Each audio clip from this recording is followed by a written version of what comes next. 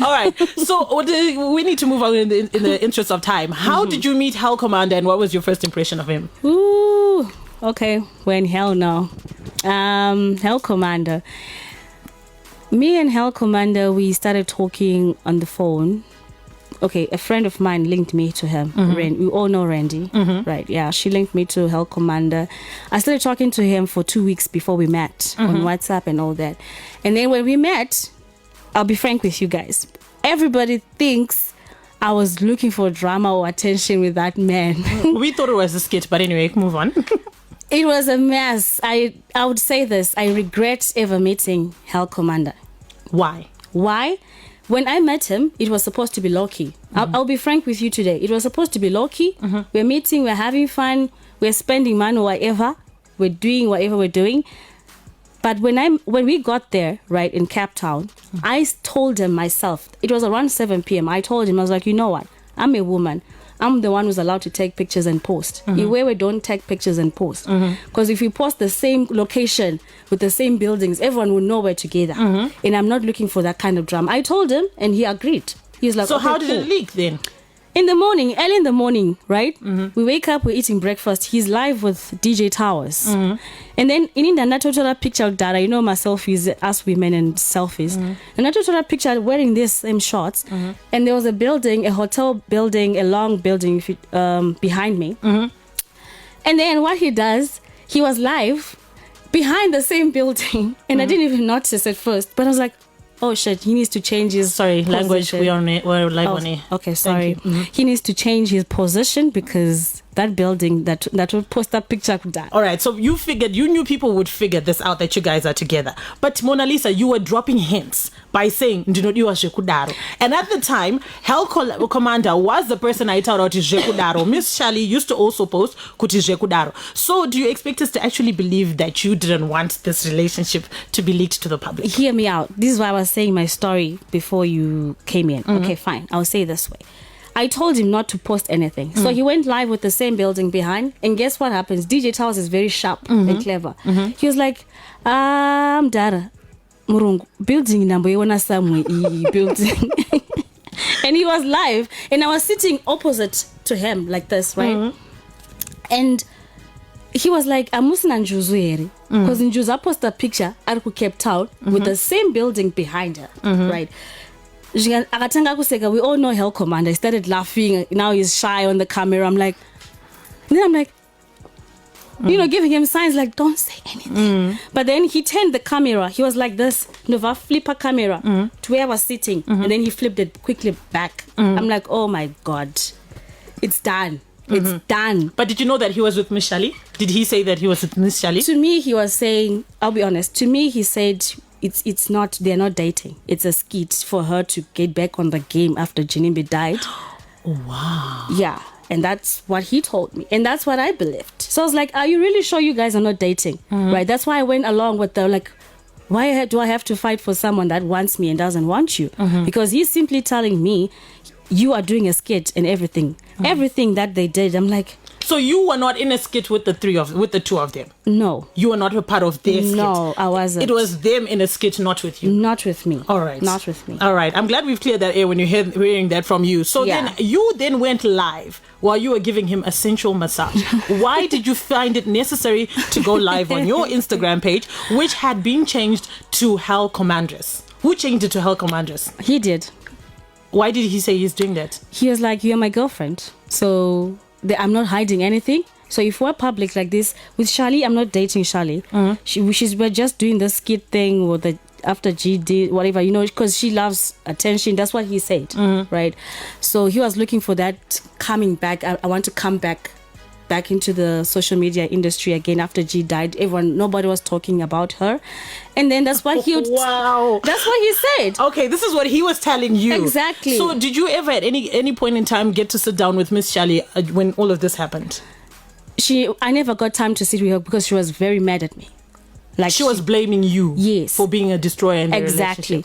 And then there were times where I inbox up her WhatsApp and I was like, you know what, we don't need to fight. We don't need to do this. We're both adults. But then she clapped back at me and then she would start doing stuff on social media just to hit back at me and make me look peaceful. Exactly. And make me look like I'm a Homemaker, like you're exactly, the problem. And then start faking buying cars, start faking social life and whatnot. So that car now, Tengwa, was it the blue Porsche? Was it a Lamborghini? Oh, the blue Range Rover. That it wasn't bought. So what was it? Was it hired? It was high. You can pay. You can rent for a day. For the weekend. Or for the day. Yeah, and that's what happened. And everybody believed it was bought, but it's still there. Okay, so since you're saying this, you're giving us this information that it can be bought. Did you also, because you also posted a Benz, which daddy bought me a Benz. Did he buy you a Benz? I have a Benz, a C-Class, AMG. Did he buy it?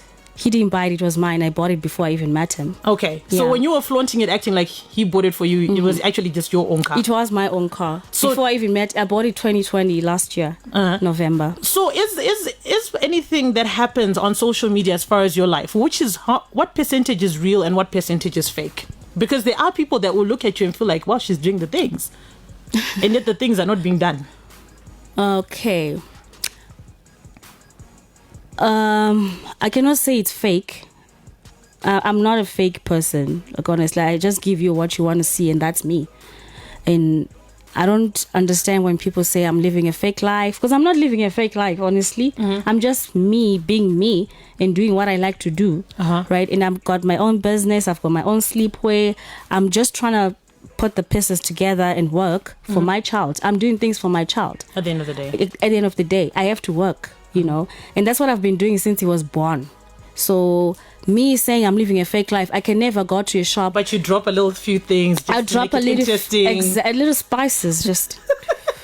Okay, we have Mona Lisa 1Njuzu in the studio. Now we also need to talk about the highlight, one of the biggest issues that are surrounding your life, the leaking of these nudes. Oof. What did this do? How did these nudes leak? What happened with these nudes and those tapes? Guys, that was the worst day of my life. I wanted to kill myself, honestly, because I was now thinking of my church is Methodist Church of Zimbabwe, right? My mom goes to church almost every day. My wisiri and my meetings and my what. And I was now thinking of my mom. Kuti, okay, fine, Lisa anima nudes out there. Saka ku church kwa wanoenda. Because she's well respected in church. She's got a position in church. I thought about my mom.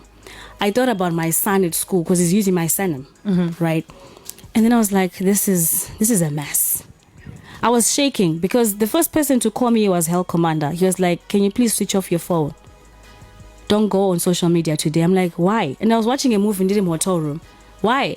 He's like, just switch off your phone. He was in Mpumalanga for work. So then I was like, no, I'm curious. I'm going to do the switch off your phone. And then I'm going on my WhatsApp. My cousin sister is saying, Mona, this is a mess. I'm like, what? I thought it was another drama because we're trying to avoid drama this time around. Just do us, low-key, no social media. And then my cousin is like, there's a video of you, a nude video of you. I'm like, me? A nude video of me? And that day, a lot of them ended up being released on the same day. Exactly. The bullying was just too much and unnecessary. And I went to each and every blogger page on their DM, can you please delete this? They all just blue ticked me and went quiet. No one ever talked and said, okay, Mona, let me delete. I told them, I was crying, guys, please delete this. It's not safe for me. I'm alone in this hotel room. Imagine everything is happening and you're in a hotel room and you're alone and no one is there. Trevor's at work in Mpumalanga and I'm here. And then Trevor had to call my pastor, Pastor Chari and his wife, because they were the closest people there. They're like, can you please go and look after Mona, because I left her alone and she's not okay. And then he called Randy to come as well, right, in the hotel room. So Pastor Chari and his wife were the first people to come at the what I was, when you feel like when you are sweating and you don't even know what to do, you can't even eat, you can't even. And I remember I was wearing half palm shorts, right? And I didn't even care that the pastor was kuya cannot indiani, and I was wearing those. I was depressed. Those are the people that were there for me throughout. All right. So all of this happened and it's affected you greatly. But do you know how they ended up being leaked?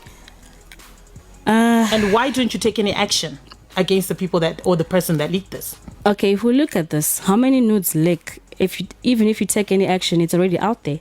Even if it's deleted on the internet, people have it in their phones. So why should I stress myself to even start blaming people or blame this person who did this and go to court and waste my time when people are saving it in their phones, in their galleries? All right. Is it necessary? You then said that it was said that you attempted suicide. Was this real? It was real. It Very was real that you attempted suicide. It was real. This is why Pastor Chari and his wife had to come, because I told Trevor, I'm killing myself. Okay.